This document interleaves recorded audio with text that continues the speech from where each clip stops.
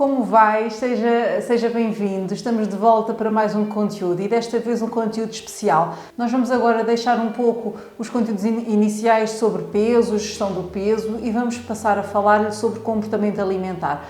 Porque acreditamos que o comportamento alimentar é realmente aquilo que define quer o nosso sucesso enquanto estamos a fazer uma intervenção nutricional, quer o sucesso futuro quando já não estamos em consulta, quando já não estamos a ser acompanhados. E sabemos que isso e a nossa capacidade em consulta para alterar a relação com a comida do nosso paciente vai ser determinante para o seu sucesso futuro. Portanto, para não voltar atrás nos comportamentos, nos hábitos adquiridos, para continuar aquilo que ensinamos aqui na consulta para o resto da vida, para tornar esses hábitos num estilo de vida. E, portanto, nós fazemos esta intervenção com todos os nossos pacientes e, por isso, no nosso nome, temos a designação Nutrição, Saúde e Comportamento Alimentar. E o que é que lhe vamos falar especificamente hoje? Vamos perceber o que é isto do comportamento alimentar, o que é um comportamento alimentar equilibrado ou desequilibrado e vamos falar-lhe também de um possível transtorno para perceber se o seu comportamento já está aqui dentro do padrão de doença ou não.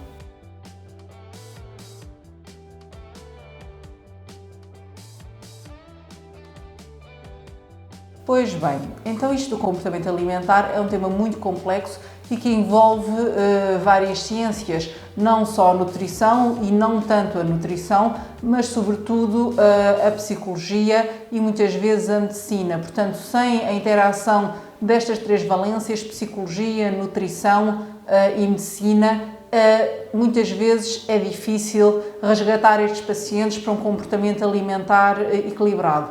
Porquê? Porque quando se trata de doença, a nutrição não pode ajudar por si só este paciente. Portanto, a reeducação não vai resolver porque há uma doença por trás. E aí a intervenção do médico, em casos de depressão, de ansiedade, de distúrbios psiquiátricos, por exemplo, e do psicólogo, como é óbvio, vão ser essenciais no tratamento destas alterações do comportamento alimentar. No entanto, existem alterações que não são doença. A doença em si, já categorizada como doença, tal como a doença de comportamento alimentar, tal como a bulimia, a anorexia nervosa, que são conhecidas pelo público em geral, mas que representam uma fatia muito pequena das doenças de comportamento alimentar, podemos dizer que o binge eating, este sim é uma doença de foro de comportamento alimentar muito comum na população, muito abrangente, não se sabendo exatamente, havendo poucos estudos que nos digam qual é a prevalência deste comportamento disfuncional em relação à alimentação na população em geral. Mas sabemos que de facto é muito frequente. Queremos ainda dizer que ter um distúrbio do comportamento alimentar tipo binge eating ou a alimentação, uma perturbação compulsiva da alimentação. Portanto, binge eating é o nome em inglês. Em português, designa-se por perturbação da ingestão alimentar compulsiva. E esta sim é uma doença e queremos diferenciá-la da alimentação emocional, que é também um facto muito comum, que é um sintoma, portanto, que não é considerado uma doença, mas é sinal de que algo não está bem em si na sua relação com a comida. Normalmente esta alimentação emocional é tratada com muito sucesso na consulta de nutrição, basta fazermos pequenas alterações no dia-a-dia alimentar, corrigirmos aquilo que está para trás antes do momento em que a pessoa tem maior tendência a não conseguir controlar tão bem o que come, para corrigirmos esta alimentação do foro emocional. Portanto, com regras básicas de intervenção no estilo de vida, conseguimos controlar a alimentação emocional. Nem sempre, mas muitas vezes consegue-se. Já o binge eating, portanto, esta perturbação da ingestão alimentar compulsiva, já é muito mais difícil de controlar somente pela nutrição, pela intervenção da nutrição. Precisamos da ajuda do médico, do psicólogo, e é muito importante que o paciente saiba isto. Muitas vezes as pessoas vêm à nossa consulta com o intuito de que nós, só com a nutrição, façamos tudo. e é muito difícil. Se existe uma ansiedade, uma depressão por tratar, a nutrição, basicamente a alimentação está a ser apenas um escape, está a ser o elo mais fraco daquela doença. Podia ser outra coisa, poderia ser, por exemplo, hábitos tabágicos, hábitos alcoólicos, mas não, é muito mais socialmente aceite a pessoa suprir o seu vazio com comida do que com fármacos, bebidas, e portanto isto do binge eating é cada vez mais comum na nossa consulta. Mas lembre-se, se acha que tem uma perturbação deste género, não recorra apenas à nutrição, deve até recorrer primeiramente ao seu médico, à ajuda de um psicólogo, concomitantemente com a ajuda da nutrição, nunca somente com a nutrição. O que é que diferencia o binge eating, portanto esta perturbação que é uma doença, somente da alimentação emocional? É que no binge, na perturbação da ingestão alimentar compulsiva, a pessoa ingere num curto espaço de tempo uma quantidade anormal de comida, quase alienado da realidade. Portanto, a pessoa perde o contacto com a realidade, está ali quase num sonambulismo, e quando vê, comeu desordenadamente uma grande quantidade de comida, e quando consegue finalmente voltar a si, é que, sendo que está perturbado, portanto que não está em si, que passou ali por uma fase de crise com todos a sintomatologia depois de origem psicológica que isso gera, como frustração, medo, culpa, raiva, ansiedade. Queria ainda destacar que esta tendência de binge não obedece, em termos alimentares, a nenhuma ordem. Por exemplo, enquanto a alimentação emocional, a pessoa recorre a um alimento, a um conjunto de alimentos que gosta muito, imagina uma pessoa que gosta muito de doces, num surto de alimentação emocional, portanto num episódio, será mais correto dizer num episódio de alimentação emocional, vai comer, por exemplo, uma caixa de chocolates, uma caixa de gelado, uma caixa de qualquer coisa de bolachas que comprou, ou de salgados, pronto, mas não mistura, portanto é aquilo,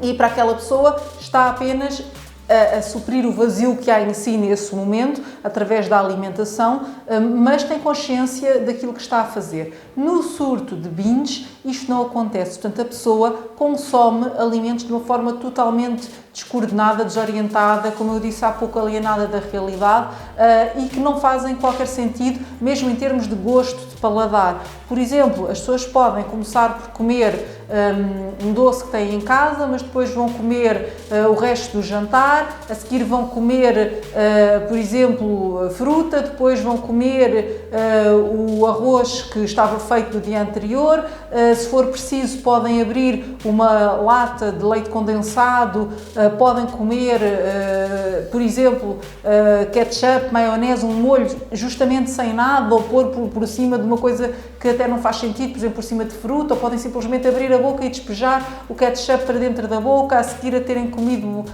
algo doce. Portanto, é uma sucessão, é um ato totalmente descoordenado, desorientado, em que a pessoa come sem parar, e juntando alimentos que à partida não significam alimentos. A pessoa não tem consciência daquilo que está a fazer, não tem qualquer prazer naquilo que está a acontecer, e quando finalmente para, muitas vezes a pessoa nem se lembra exatamente do que é que comeu. Portanto, isto é um surto de binge eating, de alimentação compulsiva. Para estes episódios serem considerados como doença, estão a acontecer pelo menos uma vez por semana durante 3 meses. Não é por ter um episódio destes uma vez na vida que vai ser considerado um doente, mas se está com episódios pelo menos uma vez por semana continuados durante 3 meses, então aí sim é considerado uma perturbação psiquiátrica do comportamento alimentar. Depois há diferentes graus desta perturbação, desde leve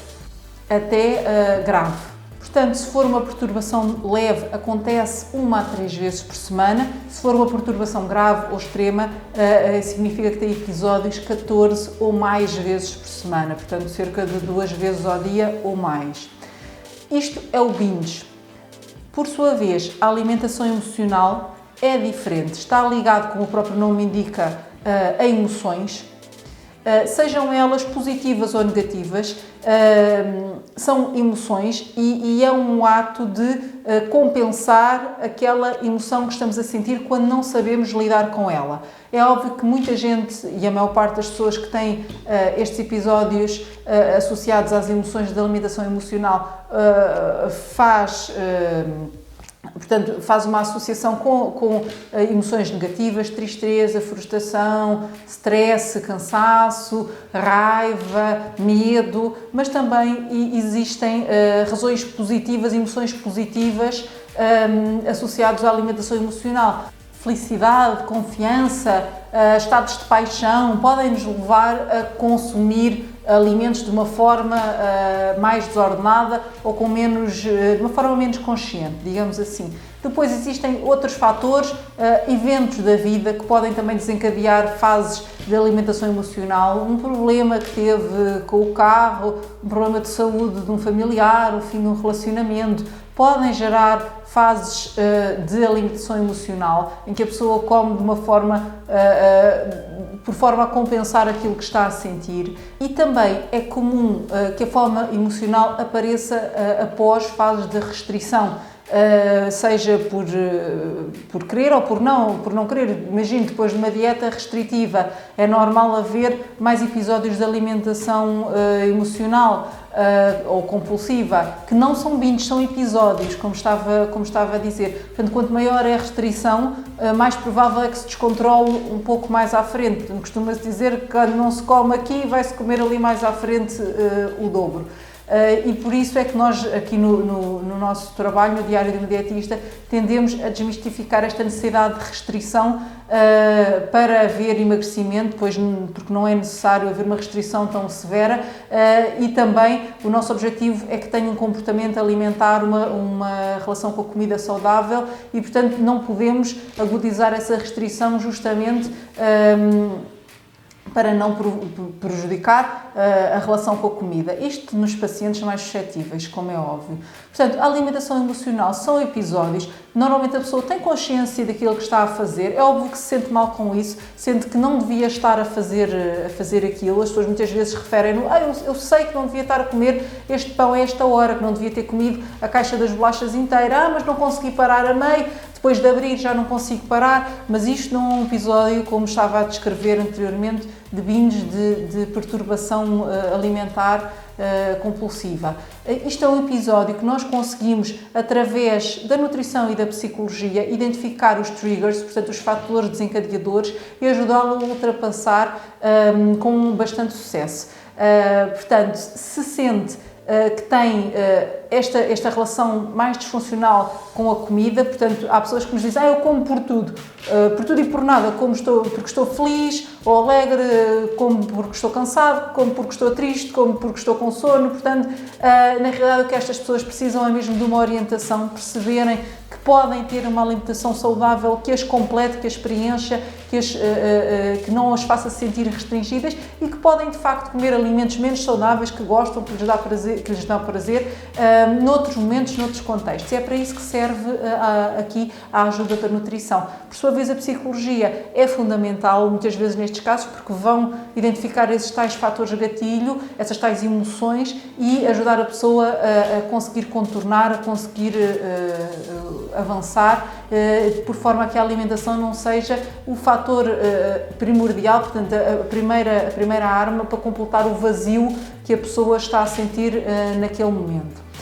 Muito bem, então hoje estivemos a dizer o que é ou qual é a diferença, quais são as diferenças entre uma perturbação do comportamento alimentar descrita como doença e uma alimentação emocional. Nos futuros vídeos vamos continuar a abordar este tema e vamos dizer-lhe, numa perspectiva mais prática, o que é que pode fazer, não no caso de binge, que aí deve mesmo consultar diversos profissionais de saúde, mas no caso da alimentação emocional. Vamos lhe dar estratégias práticas, portanto não perca o próximo vídeo, porque muito em breve voltamos com mais conteúdos no canal Diário de um Dietista. Até breve!